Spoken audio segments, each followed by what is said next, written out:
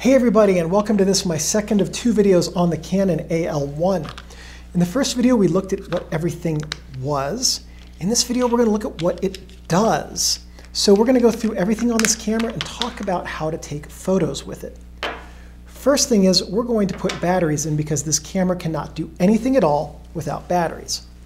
So what you want to do is open up the battery chamber. It takes two AAA batteries. We're going to open up the battery chamber very carefully, of course, because I value this camera's battery door. Put in our first AAA and our second AAA and close this carefully. There we go. And we're set. We have loaded the camera. So once you load the batteries, you want to look through the viewfinder here, push the battery check button, and the meter needle should go to 1/125th of a second. If it does, then you know your batteries are good. Next thing we're going to do is talk about how to mount and unmount lenses.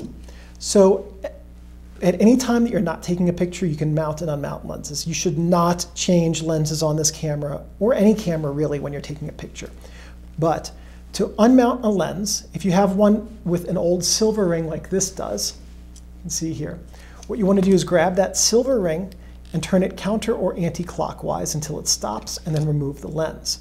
To mount a new lens, you look for the red index on the lens, the red index on the camera. You line them, making sure, of course, that this red index is lined up with the focus line right there.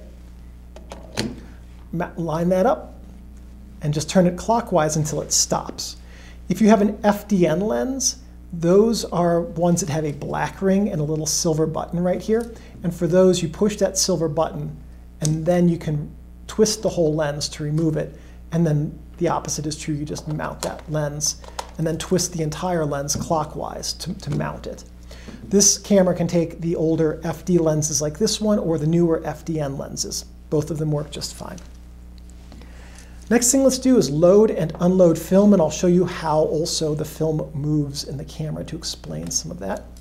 To open the film back, we just lift up here on the film rewind knob and lever. If we look inside of the film spool, you can see that there are little teeth there that are going to engage with the forks on this film rewind knob. So we'll grab our cassette and we're going to drop it in this way, push the film rewind knob down, and pull out a leader. This leader gets plugged into the film take-up spool on this side.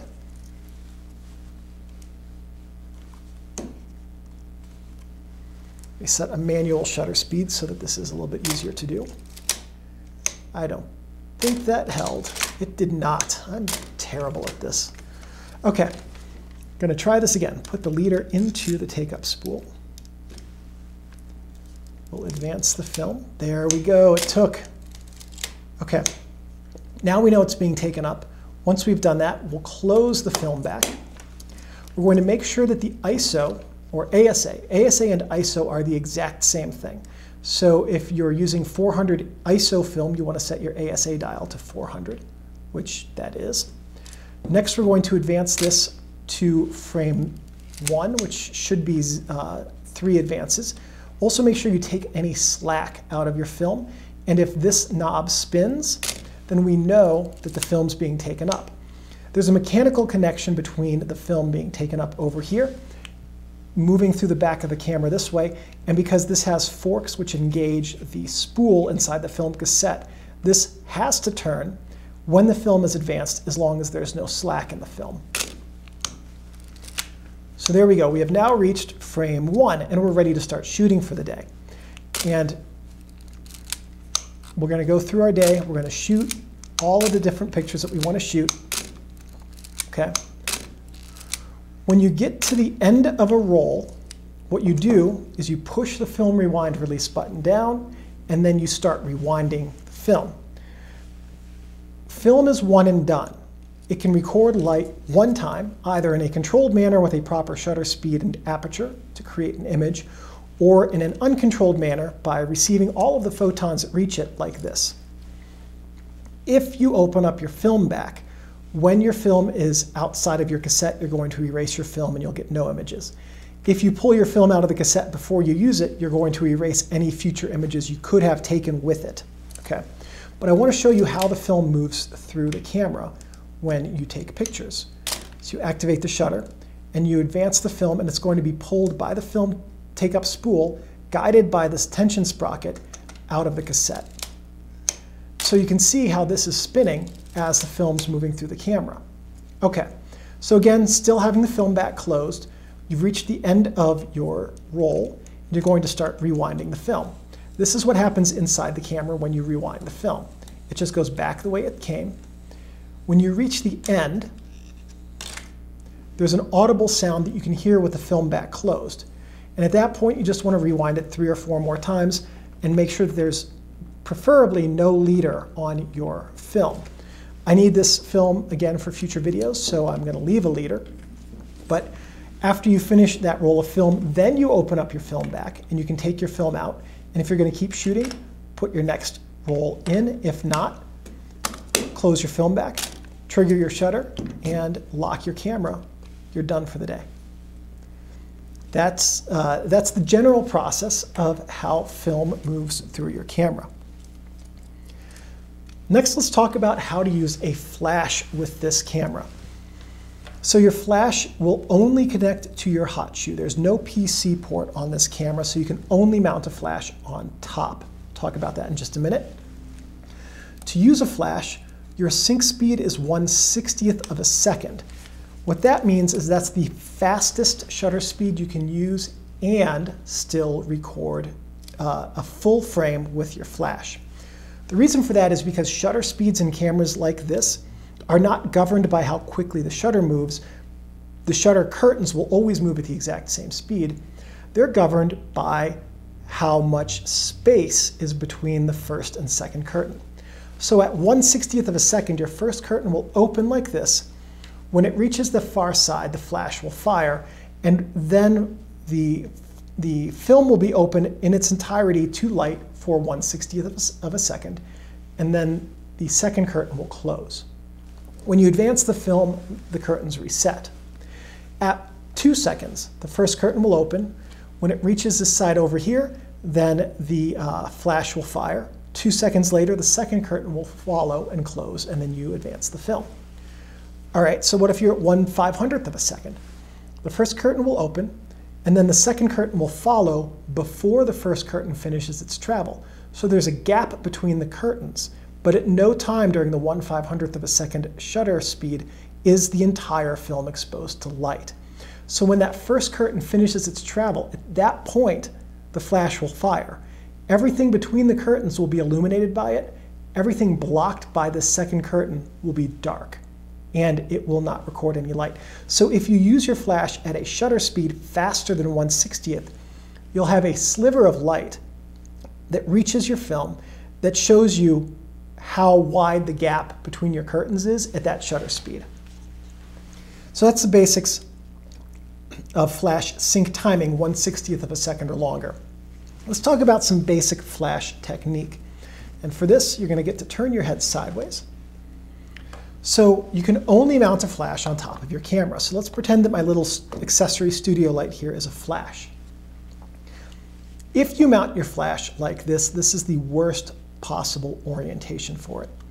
Your light will leave your flash, reach your subject, bounce off your subject, come back to your lens. The result of this orientation is that your subject looks very, very flat and waxy. It's not a good look for anything. No subject benefits from this setup. Since you don't have a PC port on this camera and you have to use it on the flash on top of your hot shoe, whatever flash you get, just try to make sure that it has an articulating head so you can bounce the light up off of the ceiling so it reaches the ceiling, comes back to your subject, and then back to your lens. The real reason for this is because whenever we see something, whether we're outside under the sun, inside, under overhead lighting, what we see is lit from above. So our brains are predisposed to say lit from above is normal and natural and good and looks appropriate. So if you can get your lighting from your flash to mimic natural lighting, you're going to have more flattering results for your subjects. All right, so you can get an articulating flash. to do that. There's another option as well. Get either a cabled hot shoe release that you can connect via a cable to your flash, or a radio connection and a flash bar like this, and then you connect the flash bar to your camera and your flash, and you can move your flash off your camera this way and either angle it at the side or up like this. That's another thing you can do that is going to give you better results. Basically, when you're using a flash, you can spend your entire life learning how to use a flash well and not learn everything. It's an incredibly in-depth art form. I have tons and tons of respect for people who are exceedingly good with flashes and studio lighting. I'm just in awe of what some of those guys know. Some of the women too, some of the photographers know. At any rate, that's a real basic primer on some things you can do with flash just to set yourself up to have the most flattering portraits possible.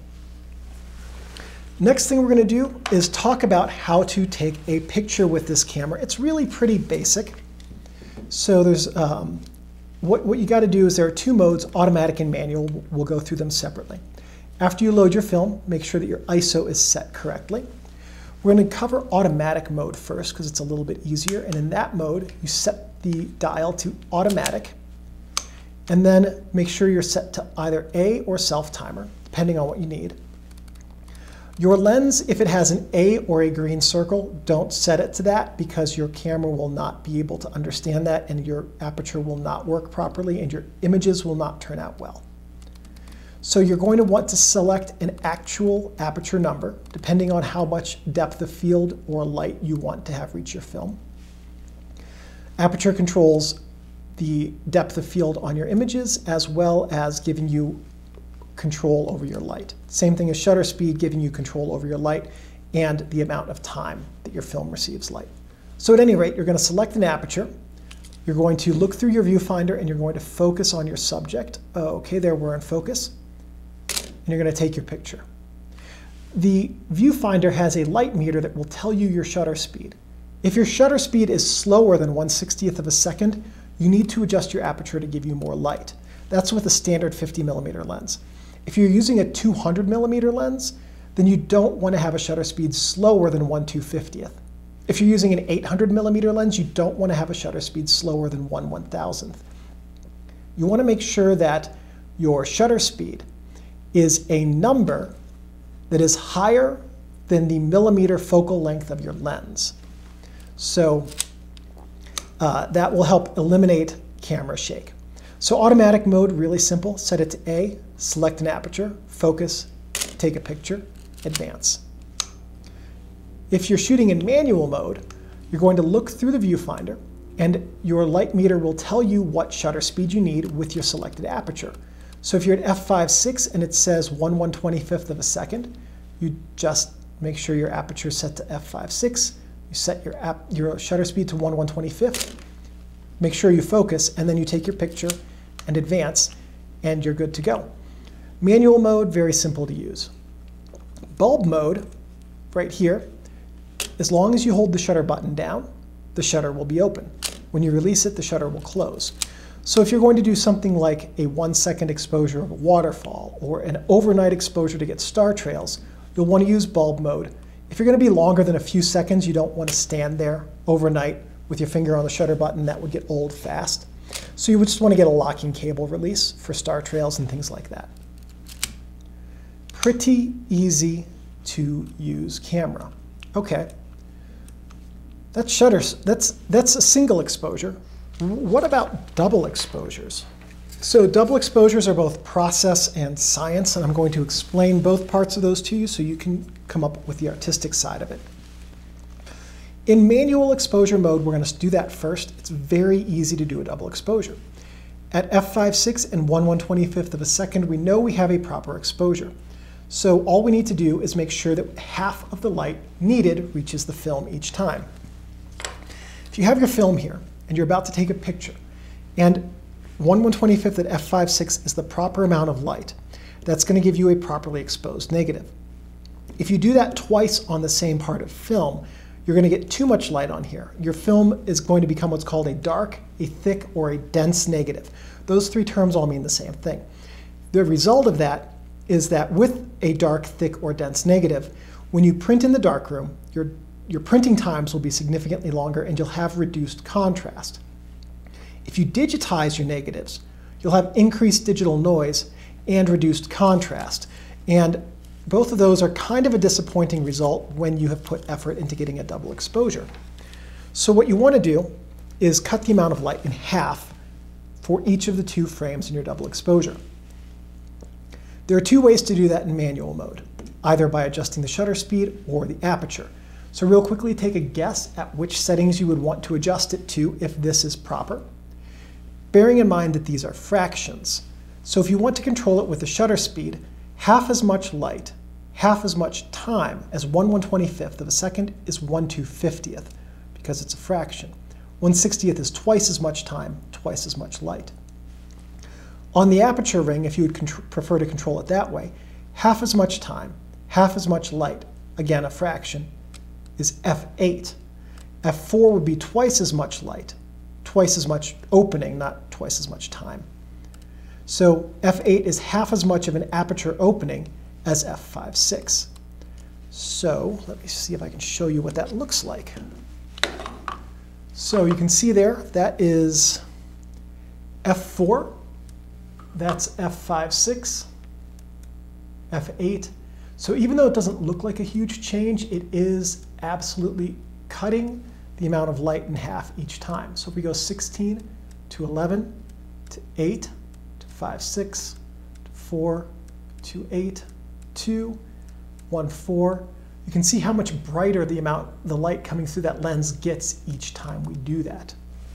So in manual mode, really easy. All you have to do is figure out your proper exposure settings and then adjust either the shutter speed or aperture, depending on what your creative intent is with your double exposure. Take your first frame, not done yet. Hold the film rewind button on the bottom. Hold the film rewind knob. This will prevent the film from advancing. Rearm the shutter. Take your second frame. Advance the film. You're not done yet. Set your shutter speed to 1/1000th of a second. Set your aperture to f16. Put a lens cap on, or if you don't have your lens cap with you or readily available, if you don't have it with you, shame on you. But if you don't have it readily available, put this like over your leg because you want to block light from getting into the lens, and take a dead frame and advance. Now the reason you take the dead frame is that after you take your double exposure, you start advancing the film. But the film advance mechanism doesn't engage instantly when you start advancing the lever. It takes a second to engage, and then you'll only get partial movement of the film across the back of the camera, which means some amount of that double exposure negative will still be covering the shutter opening, so that if you take another frame right now, you're going to get your next frame and your double exposure partly overlapping, potentially ruining both. You don't want to ruin your double exposure because you put time and effort into it. So you take the dead frame to make sure that it's fully advanced past that shutter curtain so that your next frame can be taken without ruining both exposures. Okay, what about taking a double exposure in aperture priority mode? This is super simple. We need to adjust for half as much light, but if we adjust from f5.6 to f8, the camera is going to compensate and give us a proper shutter speed for that. We don't want that. So what we're going to do is adjust with the ISO dial over here. If we're using 400 ISO film, we need to cut the amount of light in half. This is very much like adjusting with the shutter speed or aperture, where we push this down and we're going to adjust 400 up to 800. 800 is twice as fast, meaning it needs half as much light as your 400. So you're tricking the camera into thinking it needs less light than it actually does for the film. Take your first frame, hold all the buttons, advance. Take your second frame, advance, dead frame, advance. Set this back to 400 ISO, otherwise all the rest of your photos will be underexposed to stop. And that's how you do a double exposure in aperture priority mode. And guess what?